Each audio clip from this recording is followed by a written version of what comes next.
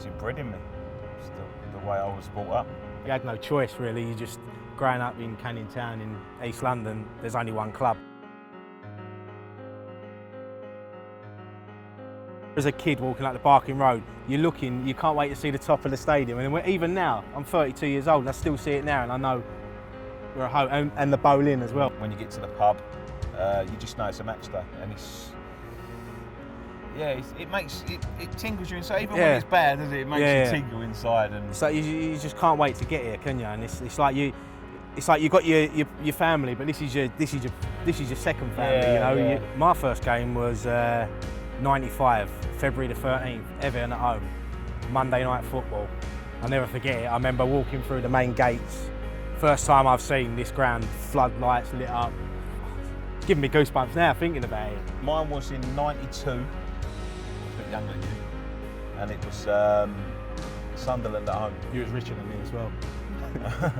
No, it was only 500 games. Exactly, best atmosphere at the Boleyn. And the semi-final. Ipswich 2004, when you know there's a night game and the lights come in. It's a special place, the Boleyn Ground, but when it's lit up and it's rocking. We used to come out to the Bubbles anthem. It was the first time they actually cut halfway through and the rest of the stadium carried on singing it, and we still do it now. When that Bubbles, when they walk out the tunnel and the whole crowd singing, you can't beat it.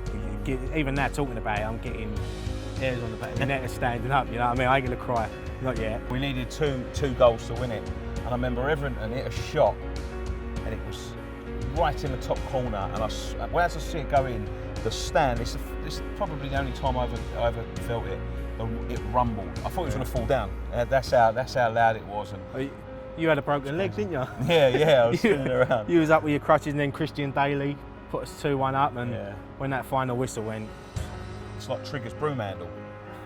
It's not the same place that I first come to, but it's got the same feel to it and the same vibe. Even when you go back to when we was kids, and you've got the big club shop there now, but when we used to have a little porter cabin. A little porter cabin, you used to have to wait 2 weeks to get your name and number on the back. I remember lining up at the top there to get some autographs. You used to stand there, and Julian Dix always come out one of the turnstiles, and you had to guess what one he was going to come out because he'd sneak past and you didn't. We've been lucky enough to play here a few times. I've known Nicky 25 years now, he's like a brother to me, and for us to stand in that tunnel together and play a game under the lights at the Boleyn was special. I scored and I slid to slide it in. And I remember just laying there and just imagining 35,000 people calling my name, but all I could hear was my mum.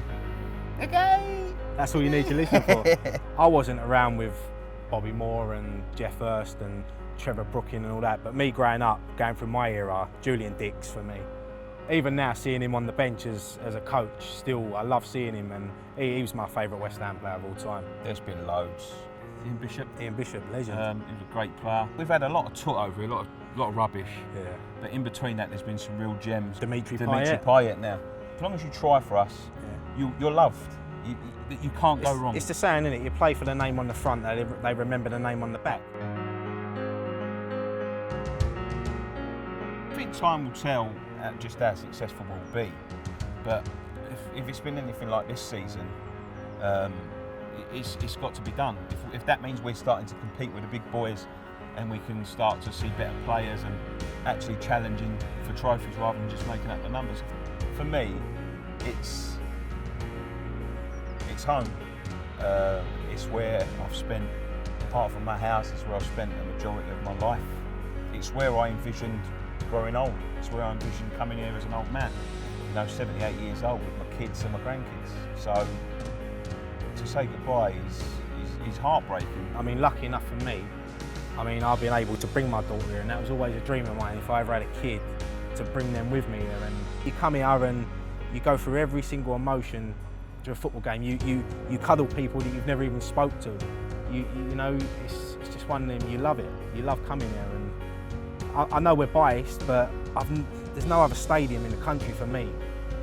We love it, and we are going to miss it, and it's sad. It is sad, but new beginnings.